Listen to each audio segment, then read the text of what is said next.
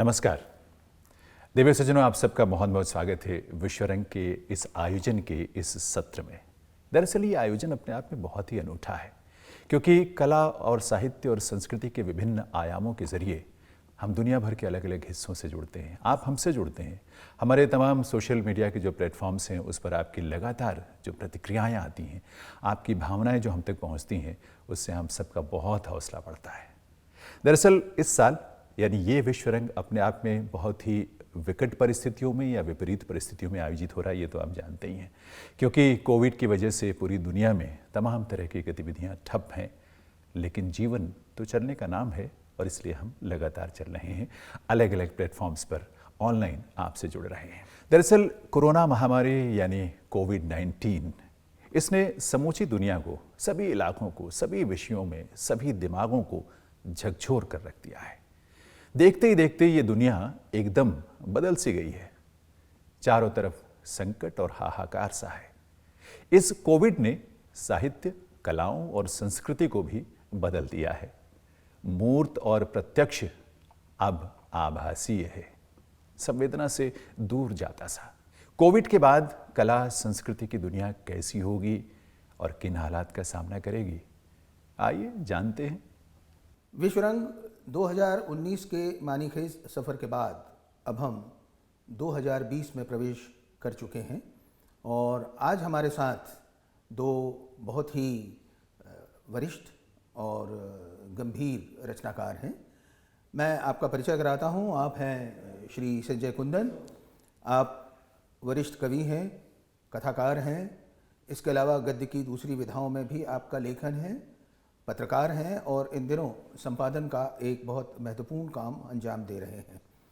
हमारे बीच हैं रविंद्र त्रिपाठी जी, जो फिल्म समीक्षक हैं, कला समीक्षक हैं, रचनाकार हैं। इसके अलावा बहुत सारे संगठनों में, बहुत सारे आयोजनों में उनकी अव्वल भूमिका रहती आई है और वे अपने पत्रकारिता के सुदीर्घ अनुभव के साथ आज हमारे बीच में हैं। विश्वरंग के इस सेशन में हम ख़ास तौर पर एक ऐसे विषय पर चर्चा कर रहे हैं जिसका तसव्वुर भी हमने कभी किया नहीं था। हमने तो क्या, किसी ने भी इस बारे में सोचा भी नहीं होगा कि इस तरह से कभी हमको बात करनी होगी। दोस्तों, ये माना जाता है कि लेखक और कलाकार संवेदनशील होते हैं। उनके काम, यानी चाहे वो साहित्य में हो, कला में हो, संगीत में हो, सिनेमा में हो, नाटक में हो या लोक संस्कृति की कई विधाओं में या किसी एक विधा में काम करते हों, तो इन सारे कलाकारों को अपनी इंद्रियों को अपने ऑब्जेक्ट में भिगोना या कहें डुबोना होता है। और अगर ऐसा नहीं होता तो वो जो अनुभव या वो जो यथार्थ है वो उनकी रचनाओं में उस तरह से नहीं आ पाता। दूसरी बात, अगर हम प्रदर्शनकारी कलाओं की लें तो वहाँ श्रोता और दर्शक होते हैं और मात्र उनकी प्रतिक्रिया नहीं बल्कि एक कलाकार उनके साथ सत्संग करना चाहता है, अपनी कलाओं के बारे में बात करना चाहता है, मिलना चाहता है। और वो जो नज़दीकी रिश्ता एक कलाकार और दर्शक और श्रोता के बीच में होता है, वो कड़ी हमारे समय में इस कोरोना के दौर में कहीं टूट गई है। आप ना किसी से हाथ मिला सकते हैं, ना किसी से गले मिल सकते हैं। और जैसे अगर हम फिल्म की बात करें कि अगर फिल्म की शूटिंग इस दौरान करनी हो तो अमूमन दो शॉट ऐसे होते हैं, एक तो क्लोज़अप होता है और एक मिड शॉट होता है। तो इन दो शॉट में कलाकार एकदम नज़दीक या आमने सामने होते हैं, तो वो कैसे शूट किए जाए इस कोरोना के दौर में। और एक्सट्रीम क्लोज़अप का तो खैर मामला ही नहीं है। तो ये जो हमारा समय है कलाओं के लिए, ये हकीकी कम है, ख्याली ज़्यादा है। तो ऐसे समय में जो हालात हैं वो पूरी दुनिया में एक सरीखे हैं, चाहे घर हो, दफ्तर हो, कोई सार्वजनिक जगह हो। हम एक दूसरे से जिस तरह से मिला करते थे, अब ना मिला करते हैं, ना किसी को अपने घर बुलाया करते हैं। आप किसी के घर भी जाने में एक तरह का संदेह और भय अनुभव करते हैं। तो आप देखिए कि एक कलाकार और लेखक के लिए प्यार के मानी भी बदल गए। अब मतलब रिश्ते वो नहीं रहे, वो जिसको आप एक सोशल डिस्टेंसिंग कहते हैं, उस डिस्टेंसिंग ने आपके, अगर आप नज़दीक आ भी रहे हैं तो बहुत कांपती किस्म दूरियां हैं, आप कांप रहे हैं कि हम मिले या ना मिले, कोई एक दूसरे के घर नहीं जा रहा, पर्व और त्यौहार लगभग निरस्त अवस्था में हैं। तो ये अभी जो असमाप्त दौर है कोरोना का और ये जो हालात है, उसमें आज कला और संस्कृति की क्या स्थिति है और आने वाले दिनों में क्या होगी, ये हमारी चर्चा का मुद्दा है। तो संजय जी, एक बात ये आपसे शुरू की जाए कि जो लेखक का एक भीतरी संसार होता है, जहाँ हमने संवेदना की बात की, एक उसका बाहरी संसार है। तो इन हालातों में आपने क्या अनुभव किया है, दुनिया में इस समय क्या हो रहा होगा लेखकों कलाकारों में, कि उनका भीतरी संसार कैसा होगा और जिस बाहरी संसार से वो कटे हुए हैं उसकी वजह से उनके लिखने पढ़ने पर, उनके सोचने पर, उनकी कल्पनाओं पर क्या असर हो रहा होगा? बिल्कुल, ये एक असाधारण समय है जिसकी कल्पना किसी ने नहीं की थी और एक बिल्कुल एक झटके की तरह आया है, सबने महसूस किया है इसे। तो एक कवि के ऊपर, एक रचनाकार के ऊपर तो इसका बहुत गहरा असर पड़ा है, लेकिन जो दबाव, जो पीड़ा महसूस की, उसे व्यक्त करने का भी अवसर है ये। कविता आपको ये अवसर देती है, सबसे आत्मीय विधा है। तो इसमें जो दबाव जो देखा गया, उस दबाव को कविता में नए ढंग से व्यक्त करने की कोशिश की गई और इसका कविता की वस्तु पर बहुत गहरा असर पड़ा है। और ज़्यादातर कविताएं आप देखिए इस दौर की, तो एक बार फिर से सामाजिक विडंबना, त्रासदी, राजनीति लौटी है। क्योंकि घर में बैठा कवि, भले ही वो घर में बैठा हो, लेकिन वो पूरी दुनिया को देख रहा है एक तरह से, मतलब तकनीक के सहारे देख रहा है। यह एक सुखद बात है, एक संजोग है कि हमारे पास आज एक तकनीक है। पता नहीं अगर कोरोना का यह दौर किसी तकनीक, अगर तकनीक नहीं होती और तब यह दौर होता तो पता नहीं वो क्या स्थिति होती। लेकिन सुखद ये है, संयोग से हमारे पास एक तकनीक है जिसके जरिए हम पूरी दुनिया में कहाँ क्या हो रहा है उसको हम देख रहे हैं। तो एक कवि समाज से कटा हुआ, घर में बैठा हुआ, अपने एकांतवास में भी पूरी दुनिया को देख रहा है, नए सिरे से देख रहा है, महसूस कर रहा है। और व्यवस्था की विडंबनाओं को देखा उसने देखा कि किस तरह से जो समाज का सबसे निचला और सबसे उपेक्षित वर्ग है उसे पलायन करना पड़ रहा है, उसके सामने बिल्कुल भुखमरी की नौबत आ गई है और उसके प्रति व्यवस्था की जो असहिष्णुता है उसको उसने देखा है। भले वो एक दूरी से देख रहा है, ये बात सही है, लेकिन वो उसको महसूस किया है। और इसलिए आप देखिए कि कोरोना के इस दौर में बड़े पैमाने पर कविताएं लिखी गई और उस कविताओं में समाज का जो वंचित तबका है, जो थोड़ा गायब होता जा रहा था। पिछले एक दशक की कविता में ऐसा लग रहा था कि सर्वहारा वर्ग जो है थोड़ा कम, उस पर ध्यान है, और राजनीति भी थोड़ी कम होती जा रही थी। मुझे ऐसा लगता है कि पिछले एक दशक की कविता में थोड़ा अराजनीतिकरण तेज हो रहा था या होने लगा था, लेकिन वो प्रक्रिया पलट गई। तो कवि ने अपने एकांत में भी यह महसूस किया उस चीज़ों को, जो समाज में चीज़ें चल रही थी, जो हलचलें थी, वो उसके भीतर भी हलचल मचा रही थी। तो एक बेचैनी, मतलब इसमें यह भी थी कि हम प्रत्यक्ष रूप से भागीदार नहीं हो पा रहे हैं, इसकी भी बेचैनी थी। लेकिन फिर कवि क्या करे, कवि की यही सीमा है, तो वो कविता में यह व्यक्त कर रहा था। तो अब देखिए कि इधर दौर की जितनी कविताएं हैं वो समाज के पीड़ित वर्ग की जो त्रासदी है, कोरोना से जो जिस तरह से वो प्रभावित हुआ है, जिस तरह से व्यवस्था ने उसके साथ एक तरह से छल किया है, और कई चीज़ें हैं, हमारी चीज़ें एक्सपोज हुई हैं इस बार, हमारी व्यवस्था की चीज़ें, जो व्यवस्था की जो फांकें हैं, व्यवस्था की जो क्रूरता है, जो छपी ढकी तुपी थी, वो अचानक उजागर हो गई। तो उसको हिंदी कविता ने व्यक्त किया और बड़े महत्वपूर्ण ढंग से व्यक्त किया है। और मुझे लगता है कि इन कविताओं का मूल्यांकन हो सकता है आगे जाकर के हो।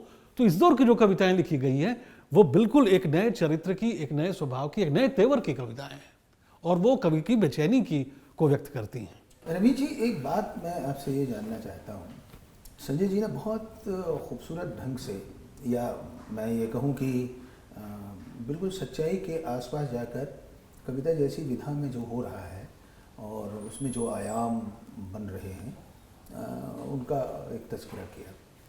लेकिन साहित्य में एक अकेली विधा कविता तो है नहीं। कहानी, उपन्यास, निबंध, ये जो दूसरी विधाएं, कथितर विधाएं हैं, इनमें ये सारी चीज़ें फिलहाल नहीं दिखाई दे रही। तो एक अकेली कविता को हम समूचे साहित्य और सभी लेखक सिर्फ कवि तो नहीं होता, वो तो कई रूपों में उपस्थित है। बिल्कुल। तो ये जो एक विडंबना है, या हो सकता है कि इस चीज़ को इतने जल्दी से कविता में तो अनुभव किया जा सकता है, दूसरी विधाओं में अनुभव नहीं किया जा सकता। तो आपको क्या लगता है कि दूसरी विधाओं में ये जो बेचैनी है, और ये करीब 8-9 महीने का वक्त हो ही गया है, तो उसमें ये कम इतना क्यों दिखाई दे रहा है, दूसरी विधाओं में क्यों कम दिखाई दे रहा है? देखिए, हर विधा में नई अलग अलग स्थितियां हैं। वैसे तो पहले भी वैसी स्थिति थी, लेकिन कोरोना काल में भी अगर हम दूसरी कलाओं यानी प्रदर्शनात्मक कलाओं को छोड़ भी दें तो साहित्य की जो अलग अलग विधाएं हैं उस सब में स्थिति अलग है। जो कविता है दरअसल वो कवि की एक आत्मानुभूति बाहर जाने पर भी होती है, पर आत्मानुभूति आपको घर पर बैठ कर भी हो सकती है, पढ़ने से भी हो सकती है, जो खबरें आप पढ़ रहे हैं, देख या सुन रहे हैं, उससे भी हो सकती है। तो वो अलग होती है। और वो कविता मूलतः एक संक्षिप्ति की विधा है, मतलब बात आप विस्तार से नहीं कहते हैं। कहानी में भी कुछ हद तक ये सही है, लेकिन जो उपन्यास है वो बृहत्तर मांग करता है, वो थोड़ा ऑब्जर्वेशन डिमांड करता है समाज में बहुत सारी चीज़ों। जब आप दूसरों के साथ संपर्क में आते हैं, दूसरों को देखते हैं, नज़दीक से देखते हैं, जिसको कहते हैं फिजिकली देखते हैं, तब वहाँ से उपन्यास की शुरुआत होती है और उपन्यास मुकम्मल होता है। हालांकि ये कोई सार्वजनिक तथ्य नहीं है, कभी कभी कुछ ऐसे उपन्यास भी लिखे हैं, भी गए हैं, जो आप कल्पना से पढ़ के या इतिहास की किताबों को पढ़कर लिखते हैं, लेकिन वो अलग बात है। जो समकालीन अनुभूति के जो उपन्यास हैं उसके लिए कहीं न कहीं एक फिजिकल पार्टिसिपेशन जिसको कहते हैं वो ज़रूरी होता है। और भी विधाएं, जैसे रेखा चित्र लिखिए आप या रिपोर्टाज लिखिए, वो तो आपको बिना बाहर गए हो नहीं सकता ना। आप अपने घरों में कैद हैं, तो आप टेलीविज़न पर देख करके या सब कुछ देख करके जो आपके सोशल मीडिया पर आ रहा है, तो सबके रिपोर्टाज की जो विधा है उसमें वो मार्मिकता नहीं आती है जो पहले की रिपोर्टाज की या कथेतर गद्य की जो विधाएँ हैं और कथेतर विधाएँ हैं। जैसे नाटक है, नाटक में भी थोड़ा मुश्किल हो गया है, और नाटक की दूसरी संभावनाएं भी पनपी हैं, ये मैं अलग से इसी चर्चा के क्रम में बात करूंगा। लेकिन अभी मैं नाटक वाला हिस्सा छोड़ रहा हूं। अभी मैं अगर उपन्यास या रेखा चित्र लिखूं या शब्द चित्र लिखूं, संस्मरण तो आप घर में बैठ के लिख सकते हैं। तो ये हो गया है कि आप कुछ विधाएं ऐसी हैं जो आप घर में बैठ के आपको समय मिल गया है और वो ये हो रही है, उसमें आप सक्रिय हो सकते हैं। लेकिन कुछ विधाएं ऐसी हैं जो बिना बाहर के संपर्क के, शारीरिक संपर्क के, उनको बरतना जो है या उनको सामने लाना जो है बहुत मुश्किल काम हो गया है। तो साहित्य की अलग अलग विधाओं में अलग अलग स्थितियां हैं। तो कोई एक निश्चित पैमाना या निश्चित एक सिंपल नैरेटिव नहीं बनाया जा सकता है। थोड़ा नैरेटिव जो है वो पेचीदा है। तो कई चीज़ें हो रही हैं, कई दिशाओं में हो रही हैं, तो लेकिन प्रभावित हुए हैं, इससे इनकार नहीं किया जा सकता कि कोरोना काल की जो विधा थी वो पूर्व की जो विधा थी वो यथार्थ की विधा थी। यथार्थ आपके सामने था, वो रियलिटी। अब लेकिन वर्चुअल रियलिटी है, आभासी यथार्थ है। तो यथार्थ और आभासी यथार्थ के बीच में जो फर्क आया है वो बहुत बड़ा फर्क है। ये शायद पूरे विश्व का जो इतिहास है उसको हम जितना ही माने, कोई 2500 मानता है, कोई 1 लाख मानता है, जो भी मानता हो वर्ष, तो लेकिन ये पहली बार हुआ है कि जो फिजिकल वर्ल्ड है वो हमारे पकड़ से बाहर थोड़ा निकल गया है और जो वर्चुअल वर्ल्ड है वो हमारे सामने है। बेशक जैसा कि अभी संजय कुंदन जी ने कहा कि ये टेक्नोलॉजी के कारण वर्चुअल वर्ल्ड को भी हम थोड़ा समझने में या उसको पकड़ने में कामयाब हुए हैं, यह एक अलग पक्ष है।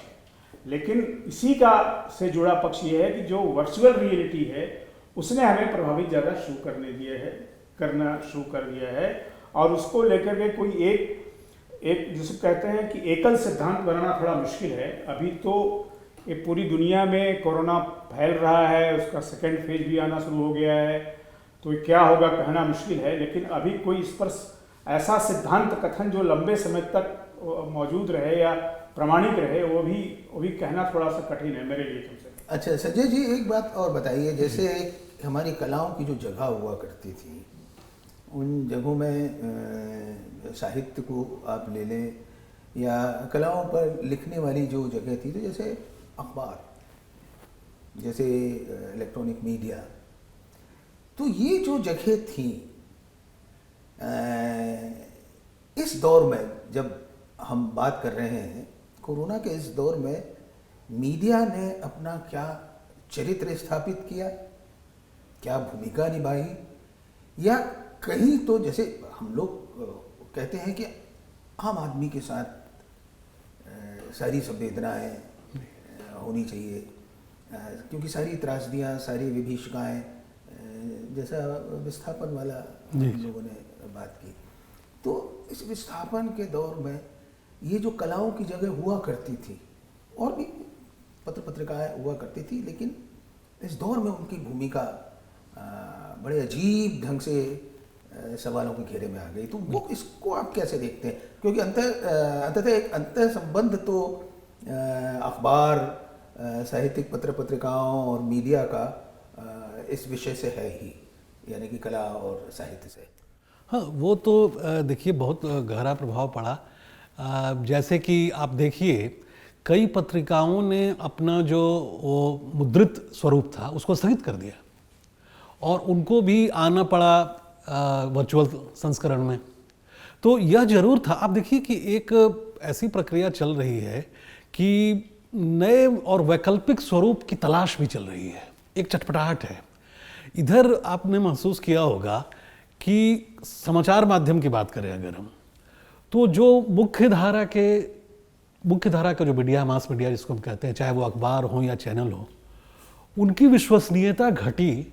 तो क्या हुआ कि तकनीक का सहारा लेकर के कई पत्रकारों ने अपना शुरू कर दिया, मतलब अपने छोटे छोटे मंच बनाए, यूट्यूब जैसे चैनल का इस्तेमाल किया और उनको धीरे धीरे स्वीकृति भी मिलने लगी है। ये एक बड़ी विचित्र बात हुई कि कई पत्रकार इस दौरान मुख्य चैनल से बाहर हो गए, तो उन्होंने अपना शुरू किया। तो मीडिया का एक तरह से विकेंद्रीकरण भी हो रहा है, इसको आप कह सकते हैं जनतांत्रिकरण, मतलब हो रहा है एक तरह से और जनतांत्रिक हो रहा है। तो यह तकनीक ने सुविधा उपलब्ध जो कराई है, उसका बिल्कुल उसका एक तरह से दोहन ज़्यादा से ज़्यादा करने की कोशिश चल रही है और उसका लाभ लोगों को पहुँचे, यह दिखाई दे रहा है। हर आदमी अपनी ओर से यह कोशिश कर रहा है कि वो इस तकनीक के जरिए अपनी बात कहे, इसमें हस्तक्षेप करे। आप देखिए कि लाइव कार्यक्रमों की बहुलता बहुत ज़्यादा बढ़ गई है, तो लोगों ने लाइव कार्यक्रम शुरू कर दिए। तो मीडिया के स्तर पर भी, समाचारों के स्तर पर भी, और जो साहित्यिक पत्रकारिता थी उसमें भी आप देखिए कि ऑनलाइन पढ़ने का चलन भी बढ़ा है।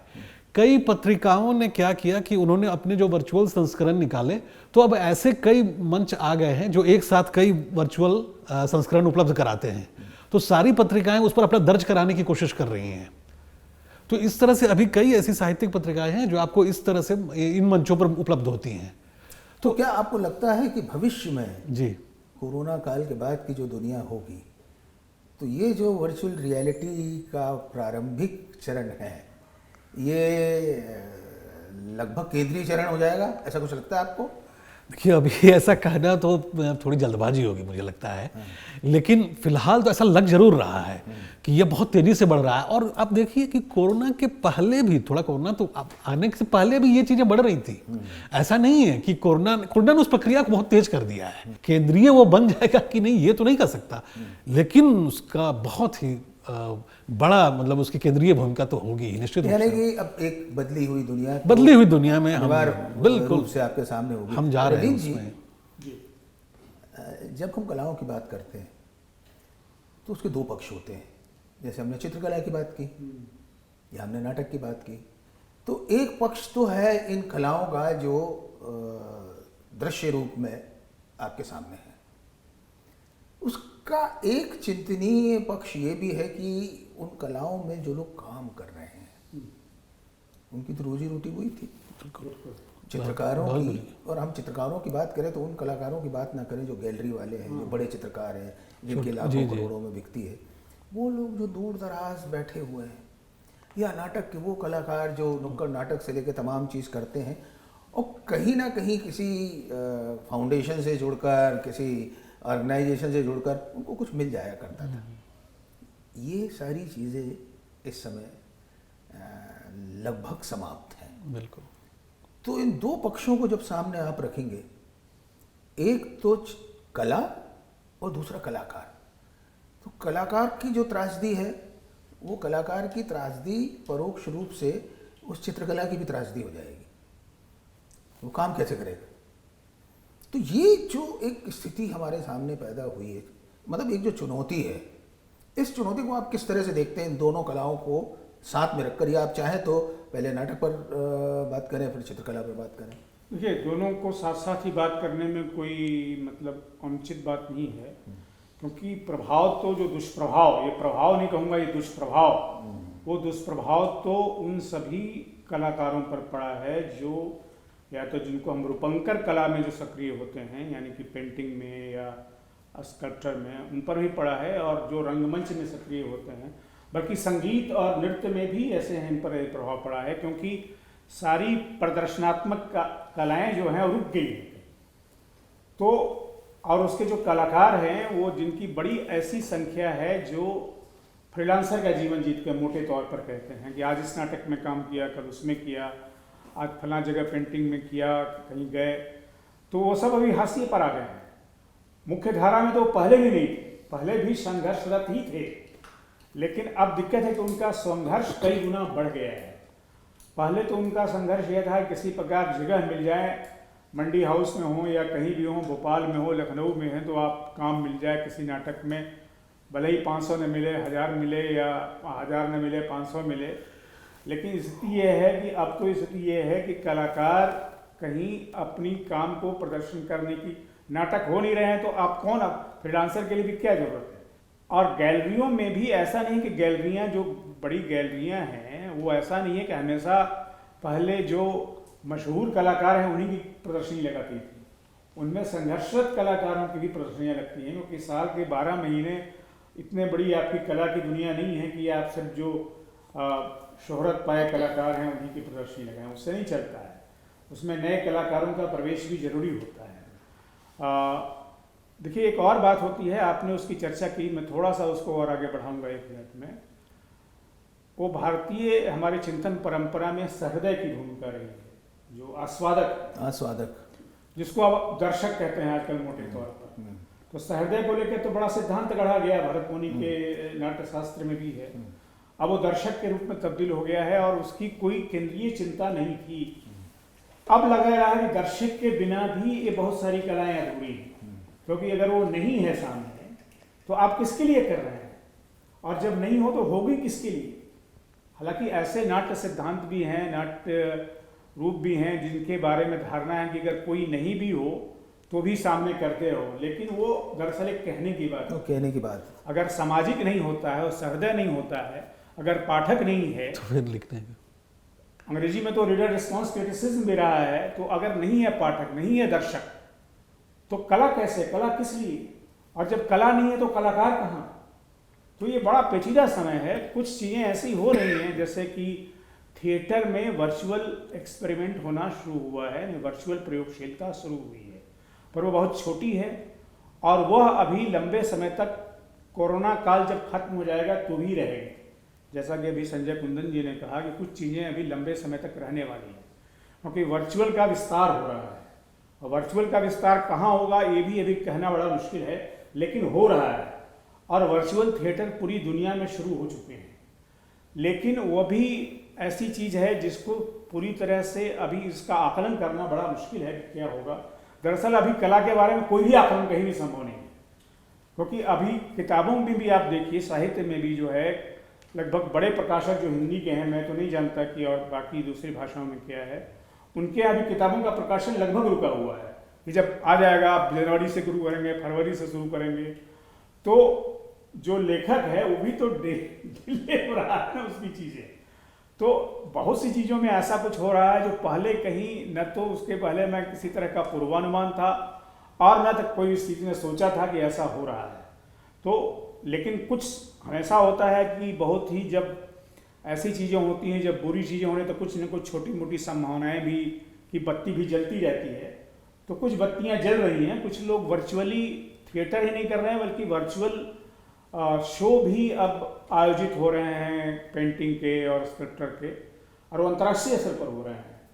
लेकिन वो कितने प्रभावशाली होंगे, जैसा आपने शुरू में ही कहा कि हमारी बहुत सारी जो कलाएं हैं हमारी, वो इंद्रिय बोधात्मकता पर निर्भर करती है, स्पर्श करने पर, गंध करने पर, स्वाद लेने पर निर्भर करती है, प्रत्यक्ष देखने पर निर्भर करती हैं। जब आप एक हॉल में नाटक को देखते हैं और जब आप अपने मोबाइल पर देखते हैं तो उसकी अनुभूति में फर्क होता है या स्वादपरकता में फर्क होता है। तो ये अभी हम पहचान सकते हैं कि क्या क्या हो रहा है, लेकिन ये कल्पना करना कि क्या होगा और ये सब जाके कहाँ थमेगा या थमेगा भी नहीं, ये अभी भी कुछ भी कहना थोड़ा सा मुश्किल है। लेकिन जैसा कि ये कार्यक्रम ही है, अभी वर्चुअल हो रहा है, ये भी एक बड़ी उपलब्धि है।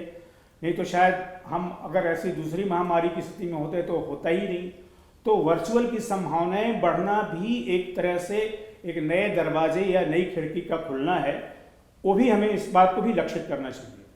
अच्छा संजय जी, एक बात ये बताइए कि ये कला और संस्कृति ही नहीं, हमारे जितने भी लोक की गतिविधियां हैं, सांस्कृतिक गतिविधियां हैं, धार्मिक गतिविधियां हैं, सामाजिक गतिविधियां हैं, उन सब जगह एक अनुपस्थितियों का दौर चल रहा है।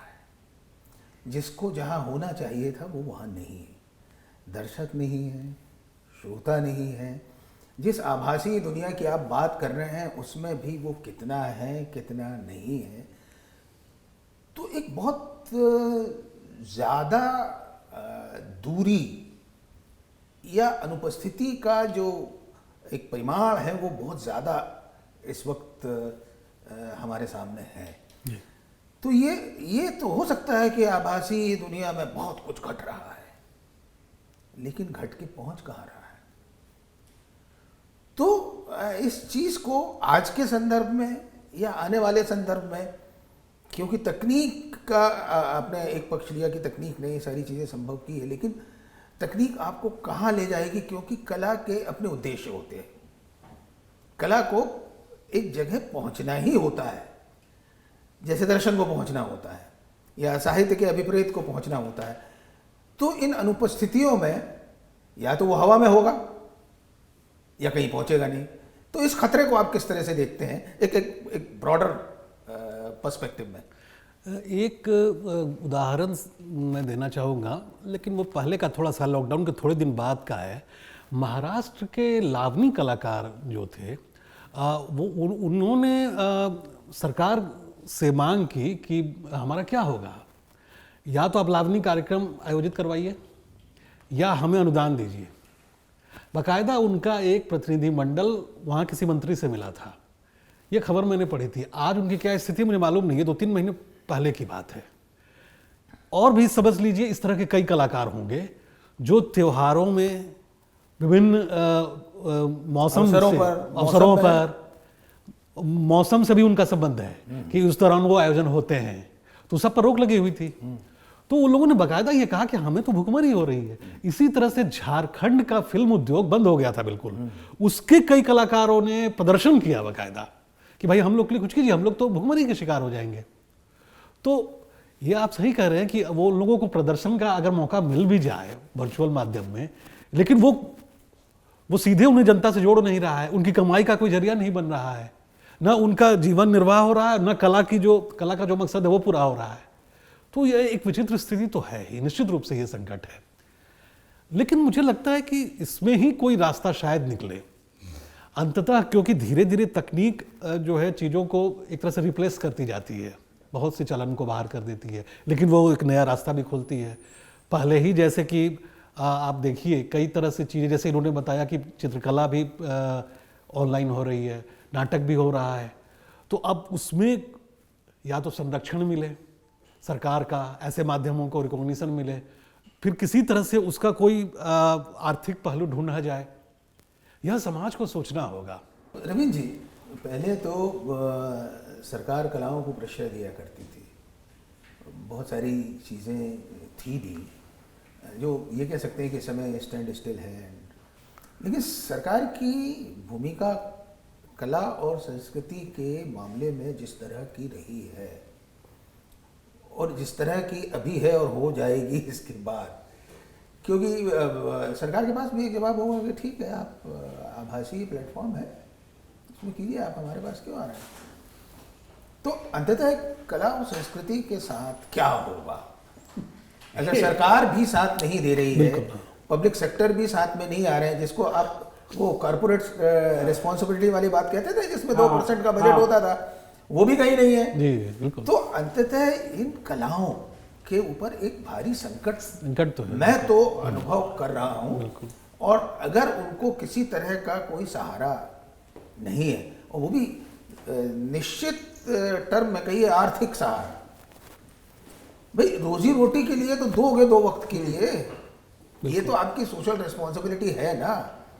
तो ये जो हमारे सामने एक बहुत बड़ा सवाल है, इसको कैसे देखते हैं? बिल्कुल, ये बहुत बड़ा सवाल है और इसका कोई सटीक जवाब तो मेरे पास भी नहीं है, लेकिन मैं चर्चा के करने 2 बिंदु की ओर आपका ध्यान आकृष्ट करूंगा।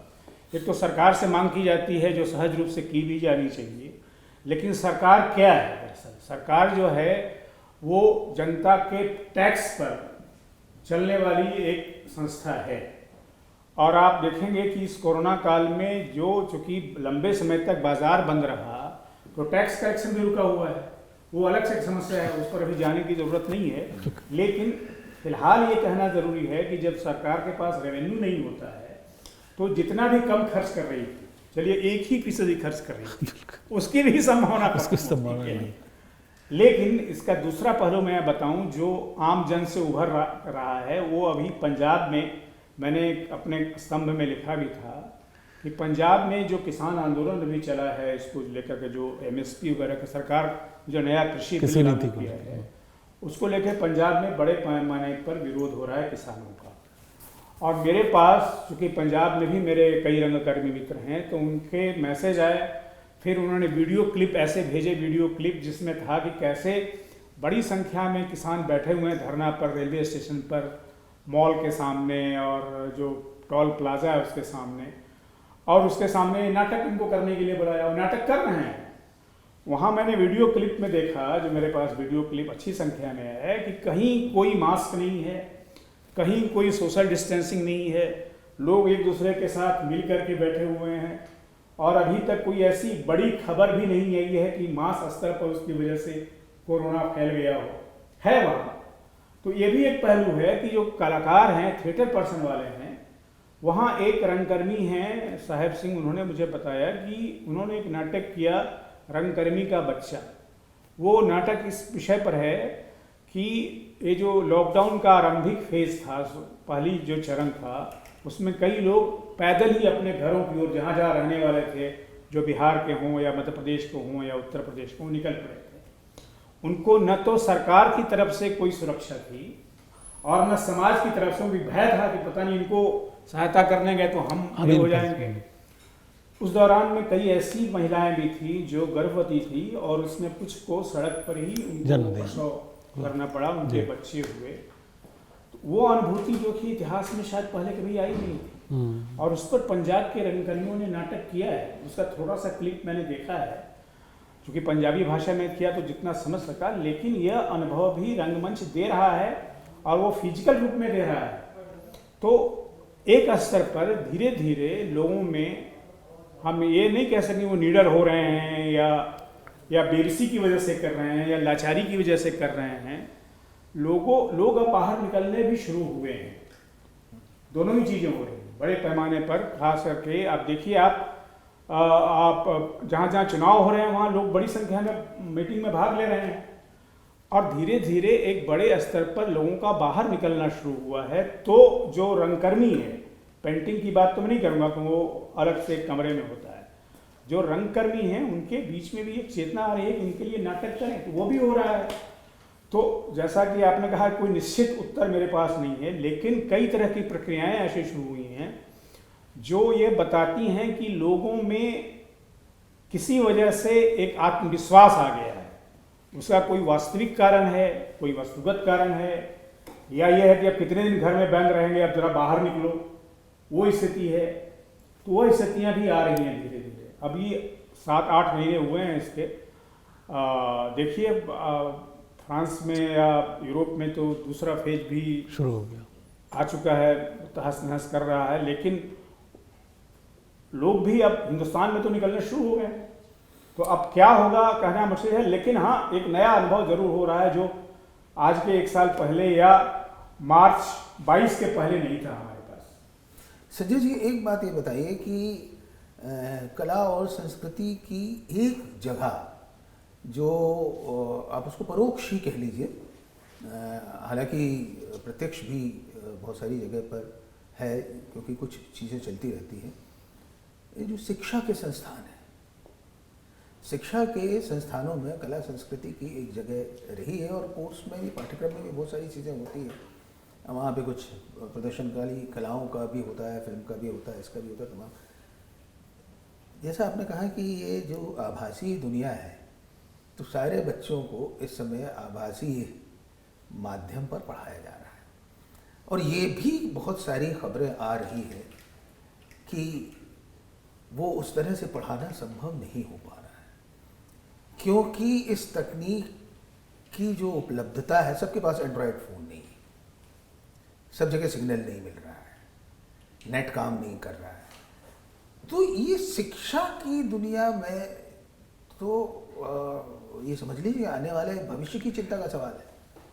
जो भविष्य के नागरिक हैं या जिनको इस देश को संभालना है, तो ये जो कोरोना ने स्थिति पैदा की है शिक्षा तंत्र में, और देखिए गवर्नमेंट और प्राइवेट दोनों तरह के संस्थान काम कर रहे हैं, तो आप इस आभासी दुनिया के सच को, कि वो शिक्षा देने की बात की जा रही है लेकिन वो पहुंच नहीं रही। एक घर में किसी के एक बच्चे के पास एंड्रॉयड फ़ोन है, 3 बच्चे वहाँ पढ़ रहे हैं, बेटे के पास फ़ोन है, बेटियों के पास वही 800 रुपये वाला है, वो पढ़ ही नहीं पा रहे हैं। तो ये भी एक बड़ी चीज़ है जो कोरोना ने कहने को तो बहुत पॉजिटिव कि चलो हमने कोई चीज़ बंद नहीं की, लेकिन सच वो नहीं है। तो इस सच्चाई के ऊपर थोड़ी रोशनी डाली है। नहीं, मैंने शुरू में ही कहा था कि इसने हमारे सिस्टम को एक्सपोज किया है। जैसे हमारी सरकार दावा करती है पूर्ण कंप्यूटरीकरण, पूर्ण बिजलीकरण, हमने गांव-गांव तक खंभे पहुंचा दिए, कहती है ना, हमने कंप्यूटर पहुंचा दिया। मतलब वो इस तरह से सरकार या यह व्यवस्था दावा करती है कि सारी तकनीक बिल्कुल जनता के पास पहुंच चुकी है, हमने पहुंचा दी है।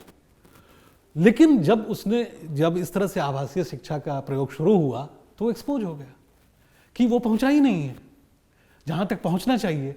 लेकिन क्या यह असंभव है? नहीं, दुनिया के और देशों ने यह संभव किया है। तो मेरा यह कहना है कि यह इसलिए हमारे देश में नहीं हो रहा है क्योंकि हमारा शासक वर्ग जिम्मेदार नहीं है, हमारा शासक वर्ग जनता के प्रति जवाबदेह नहीं है और वो अपनी प्रतिबद्धता उस तरह से नहीं दिखा रहा है। अब इस वजह से हमारे यहाँ समस्याएं आ रही हैं। इसके लिए सीधे सीधे हमारा नेतृत्व वर्ग जिम्मेदार है।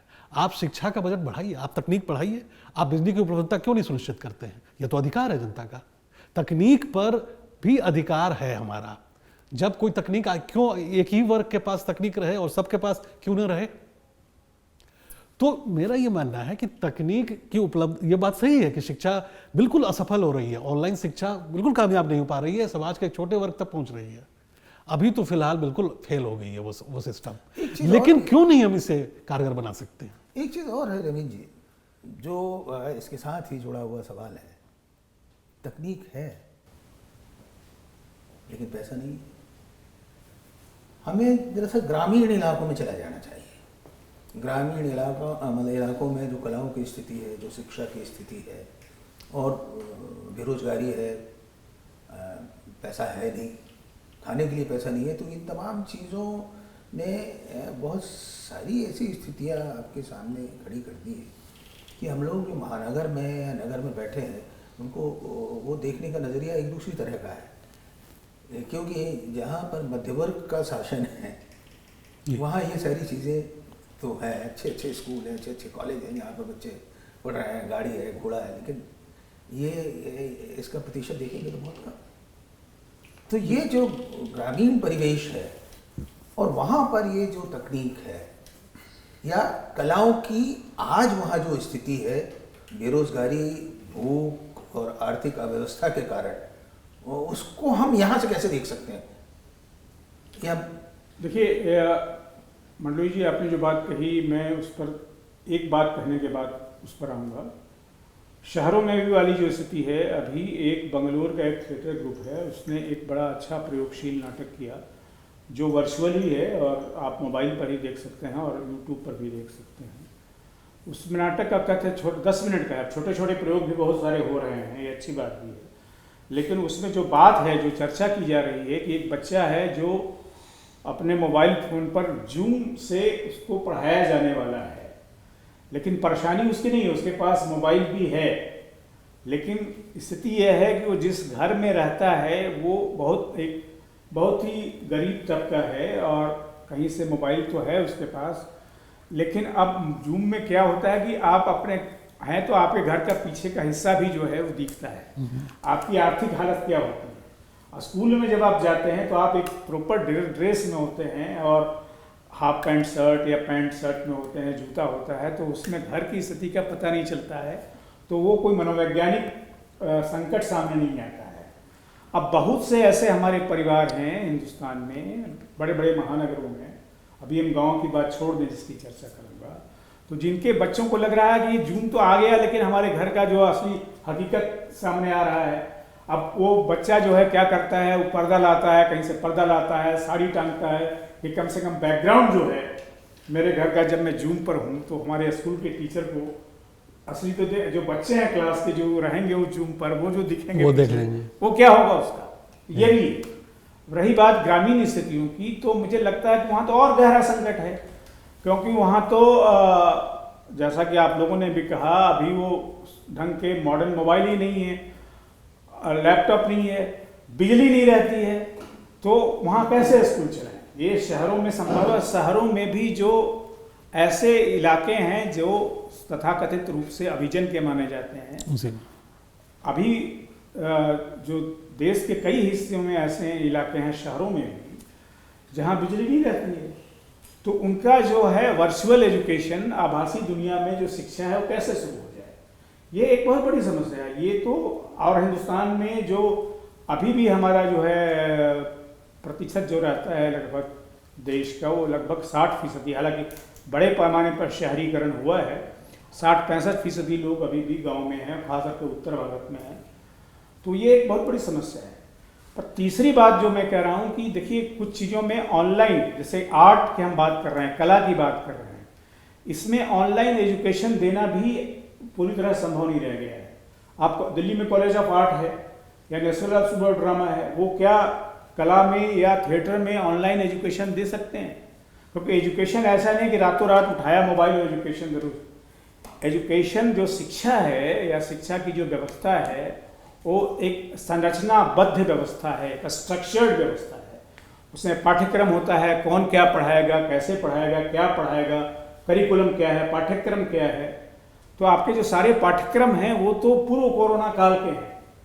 अभी इस कोरोना काल में पाठ्यक्रम तैयार करना भी एक मुश्किल है कि हम जूम पर पढ़ाएंगे तो क्या पढ़ाएंगे। हर अनुभव तो अभिनय पढ़ा नहीं सकते, पेंटिंग में या स्कल्पचर में हर चीज़ पढ़ा नहीं सकते, या पढ़ा भी सकते हैं तो उसका पूरी एक संरचना बनानी पड़ती है। वो संरचना अभी बनी नहीं है और बनने में कितना समय लगेगा ये भी कहना मुश्किल है।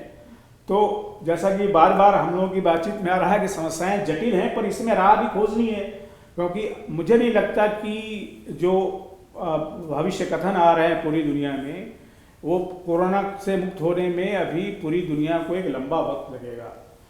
तो इसके साथ ही कैसे जिए, अलग अलग क्षेत्र में, शिक्षा में, बच्चों को लेकर के, कलाओं को लेकर के क्या करें, या जैसे ये परिसंवाद भी हो रहा है जो आप कर रहे हैं विश्व रंग में, इसको भी इस बारे में सोचना चाहिए कि हम दुनिया में क्या हो रहा है, क्या हम आदान प्रदान करके दूसरे देशों से कोई ऐसी प्रविधि तकनीक ले सकते हैं कि हम पूरी तरह से तो नहीं पर कुछ हद तक ही उन लोगों तक पहुंच सके जिन तक हम फिलहाल पहुंच सकते हैं।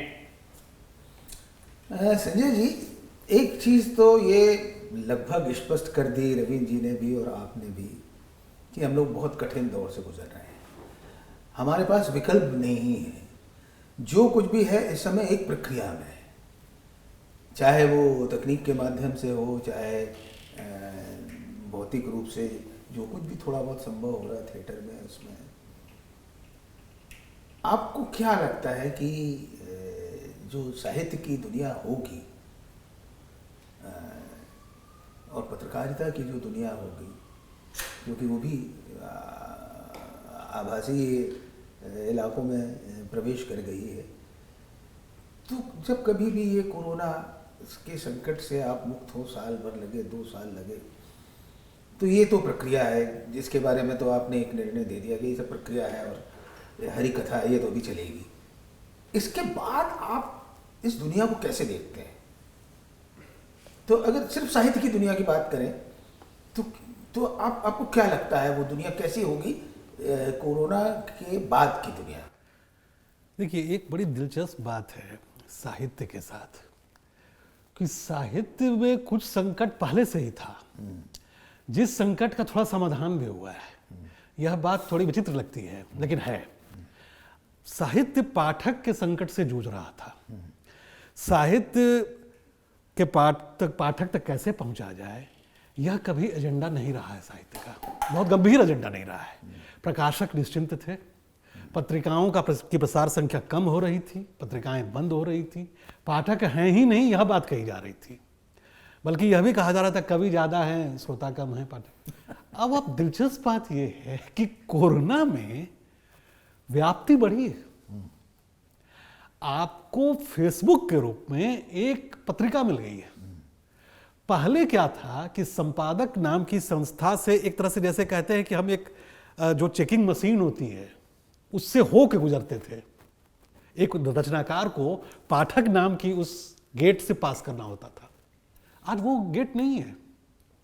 जो लाइट डिटेक्टर उसको कहते हैं, लाइट डिटेक्टर, क्या कहते हैं उसको, डिटेक्टर, जो सुरक्षा जो जांच होती है, तो संपादक और प्रकाशक की सुरक्षा जांच से उसको गुजरना होता था। अब क्या है कि अब जो लिखता है वो खुद अपने को प्रकाशित कर सकता है। तो यह प्रक्रिया शुरू हो गई थी। कोरोना ने इस प्रक्रिया को और विस्तार दिया है। तो और चूंकि कुछ व्यवस्था भी ऐसी हो गई कि लोगों के पास थोड़ा फुर्सत भी था, तो साहित्य पढ़ने की जो स्थिति बनी, लोगों ने पढ़ना ज़्यादा शुरू किया, ज़्यादा लिखना शुरू किया। तो एक विचित्र बात यह कि साहित्य को थोड़ा फायदा हुआ है। क्वालिटी, देखिए यह एक अलग मुद्दा है। क्वालिटी पर मैं बात कर रहा हूं कि यह जरूर हुआ कि अब प्रकाशन जो है वो थोड़ा आसान हुआ है, और जो फुर्सत मिला तो इसमें कुछ पाठक भी मिले और रचनाकारों की संख्या एक बार सी आ गई। फुर्सत उसका योगदान है उसमें। तो अब कोरोना तो जब खत्म हो जाएगा तो क्या होगा, यह है। तो इसमें मुझे लगता है कि कुछ पाठक तो आपको मिलेंगे, कुछ हट जाएंगे, ठीक है, फिर वो वापस लौट जाएंगे, लेकिन कुछ तो रह जाएंगे।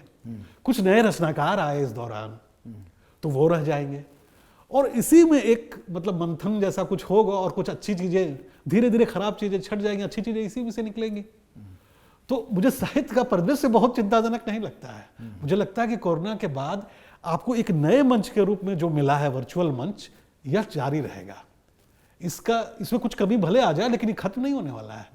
बल्कि पत्रिकाओं का जो निकालने का जो श्रम था, जो समस्याएं थी पत्रिका निकालने में, उसका एक विकल्प मिल गया है। अब ऑनलाइन पत्रिकाएं हैं, ऑनलाइन पढ़ने की आदत हो गई है पाठकों को। ऑनलाइन पत्रिकाओं से सहज नहीं थे पहले पाठक, अब हो गए हैं। किताबें ऑनलाइन, ई बुक, ये किंडल, ये सारी चीजों का चलन इस बीच बढ़ा है, और वह स्थायी एक चरित्र के रूप में विकसित हो सकता है। तो इसलिए साहित्य को लेकर के मैं थोड़ा सकारात्मक ढंग से मैं इसको देख रहा हूँ कि कोरोना के बाद भी कुछ चीजें जो हमें हासिल हुई है इस दौर में, यह जो अनुभव है वो हमें उसकी वृद्धि करेगा, वो काम आएगा हमारे। अच्छा, फिल्म में भी अल्टरनेट प्लेटफॉर्म्स मिल गए हैं, OTT है, अमेजन है, ये है, वो है। तो थिएटर की उस तरह की जो ज़रूरत की भरपाई थी, वो भरपाई तो घर बैठे हो रही है। तो फिल्म में चलो एक आश्वस्ति दिखाई देती है। क्या थिएटर में ये संभव होगा? देखिए, फिल्म में भी आश्वस्ति नहीं है। ये आवश्यक, ये देखिए ठीक है कि अभी कई OTT प्लेटफॉर्म हैं, नेटफ्लिक्स है, अमेजन है, लेकिन फिल्म की शूटिंग नहीं हो पा रही है ठीक, कोरोना की वजह से। जो फिल्में पहले से बन रही थी या जो लगभग एडिटर के टेबल पर पहुंच गई थी वही रिलीज हुई है अभी, वो नए ढंग से शूटिंग अभी बहुत कम हो रही है। तो फिल्म का भी संकट कम नहीं हुआ। मैं हिंदुस्तान में ही नहीं, अमेरिका में भी बहुत सारे जो वेब सीरीज थे वो डिलेड हो रहे हैं, दूर बढ़ रहे हैं, रिलीज नहीं हो रही, क्योंकि वहाँ तो और विकरालता की स्थिति है और वहाँ भी शूटिंग नहीं हो पा रहा है। तो वेब सीरीज वहाँ भी बनाना मुश्किल हो रहा है। जब आप बनाएंगे तभी तो रिलीज करेंगे ना। रिलीज में क्या है, हिंदुस्तान में हॉल तो खाली पड़े हुए हैं लेकिन दर्शक नहीं है। जो बात शुरू में हमने करता कि जो आस्वादक है, दर्शक है, वो गायब है। तो आप ओटीपी पर रिलीज पर, ओटीपी पर कितना, मैं खुद नेटफ्लिक्स पर बहुत देखता हूँ और लेकिन अब देखिए कि बहुत जो वेब सीरीज पहले जितनी तेजी से आ रहे हैं अभी उतनी तेजी से नहीं आ पा रहे हैं। वे आ रहे हैं जो किसी तरह से एडिटिंग टेबल पर पहुंच गए थे और एडिटिंग टेबल से अब वो जा करके सीधे उनको हो गया है। पर इसमें समस्या है, तो वहाँ भी समस्या है। रंगमंच में भी यह समस्या है कि रंगमंच ने वर्चुअल में एक अपना आयाम ढूंढा है और वो रहने वाला है, वो खत्म नहीं होने वाला है। लेकिन देखिए जो संगीत है, जो बात साहित्य के बारे में या कलाओं के बारे में बुनियादी रूप से सच यही है कि उसमें ये बात पुरानी, भाषा पुरानी है, पर भाषा पुरानी है पर बात नई है और सर्वकालीन है कि आत्मानुभूति के बिना कुछ लिखा नहीं जाता है। चाहे आप साहित्य लिखें, चाहे आप कविता लिखें, चाहे उपन्यास लिखें, चाहे नाटक करें। और अनुभूति के लिए क्या है कि फिजिकल प्रेजेंस जरूरी होता है, वो बात है। तो इस स्तर पर तो कलाएं प्रभावित हो रही हैं। पर मुझे नहीं लगता है कि अब संकट तो आ गया है, उससे जूझना तो पड़ेगा। आप किसी को दोष भी नहीं दे सकते, किसको दोष दिया जाए समझ में भी नहीं आ रहा है। तो ये स्थितियां हैं। तो इन सब के बीच में ही हमें रास्ता बनाना है। वो रास्ता एक विस्तृत सड़क होगी या एक छोटी सी गली होगी, यही फर्क है, पर चलना तो पड़ेगा। संजय जी, अब हम अपने वार्ता के समापन पर हैं। आप ये बताइए कि जो लोक कलाएं हैं उनका भविष्य क्या होगा? वहाँ तो सारी चीज़ें उन्हीं के रोजी रोटी पर, तमाम चीज़ों पर टिकी हुई है। तो और कहा जाता है कि एक बार आपके हाथ से चीज़ें चली गई, रियाज भी तो एक चीज़ होती है। बिल्कुल। जब रियाज ही नहीं होगा तो उसके बाद दोबारा जो परिदृश्य में वो आएंगे तो बात नहीं होगी। तो शास्त्रीय संगीत है, उपशास्त्रीय संगीत है, सुगम संगीत में रियाज की स्थितियाँ खत्म हो गई। रियाज के लिए संगतकार तो चाहिए ना। बिल्कुल। तो ये जो अनुपस्थितियाँ हैं कलाओं में, जहाँ दूसरे के बगैर आपकी कला का कोई अर्थ नहीं बनता था, तो इस गैप के बाद कैसी दुनिया होगी? वही कलाकार जब आएंगे तो क्या स्थिति होगी उनकी? जो मतलब जो लोग 16 घंटे रियाज करते थे और जो 8 महीने या 2 साल रियाज नहीं कर पाए। देखिए, हमारी पड़ोस में एक लड़की भरतनाट्यम सीखती है, तो मैं उसको देखता हूँ कि वो, उसके जो गुरु हैं वो ऑनलाइन उसको सिखाते हैं। हम ये, अब पहले तो इस बात पर निर्भर करता है कि यह स्थिति कितने दिन टिकती है। लोग अभी प्रतीक्षा में हैं, उन्हें उम्मीद है कि शायद ये संकट टल जाए, तो वो ये संक्रमण काल मान के चल रहे हैं कि चलो कुछ दिन संकट है, झेल लेते हैं, प्रतीक्षा कर रहे हैं। लेकिन अगर हम ये मान लें कि यह बहुत लंबा चलने वाला है, स्थायी है, स्थायी नहीं है लेकिन लंबा है, तब तो संकट है। तब तो वाकई लोक कलाओं पर बहुत गहरा संकट है। कई लोक कलाकारों के बारे की आत्महत्याओं की खबर आई, कई ने अपना काम बदल लिया। लेकिन अंततः फिर वही बात है कि रास्ता तो निकलना ही पड़ेगा। तो हो सकता है यह मांग उठे कि उन लोक कलाकारों को ऐसे मंच उपलब्ध कराए जाएं, ऐसी सुविधाएं उपलब्ध कराई जाएं। कई संगठन इस बीच बने हैं लोक कलाकारों के, वे पंजाब में भी बल्कि बने हैं। वो अपने लिए मांग कर रहे हैं कि हमारे लिए सरकार सोचे, हम क्या करें, हमारे लिए हमको ये दिया जाए। तो हो सकता है वो किसी भी तरह से इस तकनीकी दुनिया में प्रवेश करने की कोशिश करेंगे और इसके लिए वो सहायता मांगेंगे, और करनी चाहिए समाज को, क्योंकि अब कोई विकल्प नहीं है। या तो समाप्त हो जाना है या इसमें आना है। तो समाप्त होने के लिए के बजाय वो इसमें आने की कोशिश करेंगे और इसी में कहीं कोई गुंजाइश निकालनी ही पड़ेगी अंततः। तो मौजूदा हालात में हम लोग आज के बारे में तो ये कहते हैं कि वाकई संकट है और लगभग सारी कलाओं पर संकट है, और इस संकट का कोई रास्ता अभी हमको दिखाई नहीं दे रहा है। जो छोटे छोटे प्रयास जगह जगह पर हो रहे हैं, शायद उनसे कोई उम्मीद, कोई छोटी सी किरण निकले और कोई एक बात बने।